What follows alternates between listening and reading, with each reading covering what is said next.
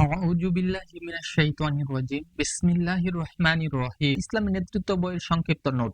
লেখক এ.কে.এম. নাজির আহমেদ। বইটি 4টি অধ্যায়ে বিভক্ত। 1. ইসলামী নেতৃত্ব। 2. যোগ্য সংগঠকের পরিচয়। 3. কর্মীদের প্রতি নেতৃত্বের আচরণ। 4. একটি মজবুত সংগঠনের পরিচয়। ইসলামী নেতৃত্ব ইসলাম প্রতিষ্ঠার সংগ্রামে নবীদের উত্তরসূরি। 2. কথার অনুরূপ কাজ ইসলামী নেতৃত্বের প্রধান ভূষণ। 3. মানুষের কল্যাণ কামনা ইসলামী নেতৃত্বের বিশেষ বৈশিষ্ট্য। 4. ইসলামী নেতৃত্বের বুনিয়াদী কাজ ইসলামী ব্যক্তিত্ব গঠন। 5. কঠোরতা নয় কোমলতা অবলম্বনই ইসলামী নেতৃত্বের প্রধান সাংগঠনিক নীতি। 6. শূরা ইসলামী নেতৃত্বের নিরাপত্তা বেষ্টনী। 7. বক্তব্য ভাষণের যোগ্যতা ইসলামী নেতৃত্বের শানিত হাতিয়ার। 8. আমানতদারি ইসলামী নেতৃত্বের মর্যাদার গ্যারান্টি। 9. যোগ্য উত্তরসূরি সৃষ্টি ইসলামী নেতৃত্বের বড় সফলতা।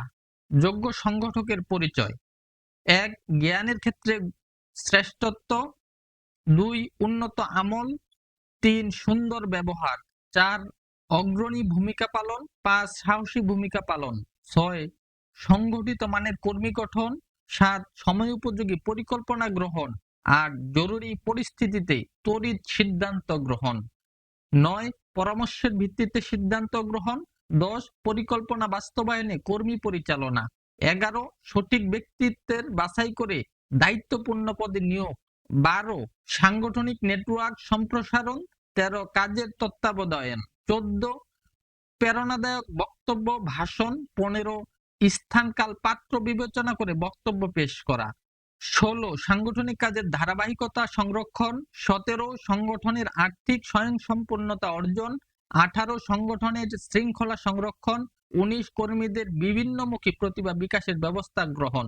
20. সুদূর প্রসারী চিন্তা নিয়ে প্রতিভাবান কর্মীদের ব্যবহার। 21. কর্মতৎপরতা লক্ষ্য করে দ্রুত অগ্রসর কর্মীদের বাছাই করা। 22. বাছাইকৃত কর্মীদের ব্যাপকতর প্রশিক্ষণ। 23. পারস্পরিক সুসম্পর্ক সৃষ্টি। 24. নিষ্ক্রিয়তার পরিহার। 25. স্থবিরতার প্রতিরোধ। 26. বিভিন্ন কাজের ভারসাম্য সংরক্ষণ। 27. আমানত সংরক্ষণ। 28. সঠিকভাবে রেকর্ডপত্র সংরক্ষণ। 29. সঠিকভাবে হিসাব সংরক্ষণ। 30. বৈরী শক্তিগুলো মোকাবিলার জন্য বিজ্ঞানসম্মত পন্থা উদ্ভাবন। 31. গণভিত্তিক রচনা। 32. অধস্তন ব্যক্তি ও অধস্তন সংগঠক থেকে রিপোর্ট সংগ্রহ করা। 33.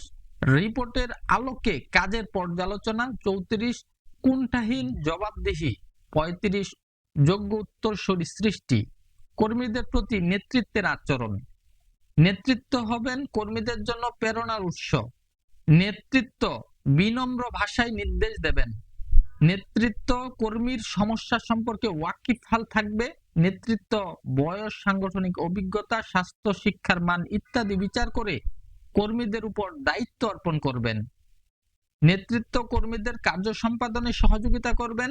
নেতৃত্ব কর্মীদের সাথে অনানুষ্ঠানিক আলাপ করবেন। নেতৃত্ব কর্মীদের প্রতি কোমলতা উদারতা ক্ষমাশীলতা অবলম্বন করবেন। একটি মজবুত সংগঠনের পরিচয়। সুযোগ্য নেতৃত্বের সমাবেশ।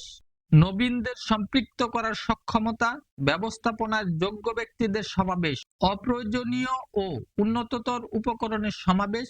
তৃণমূল পর্যন্ত সাংগঠনিক নেটওয়ার্ক সম্প্রসারণ। নেতৃত্ব ও কর্মীদের সুসম্পর্ক।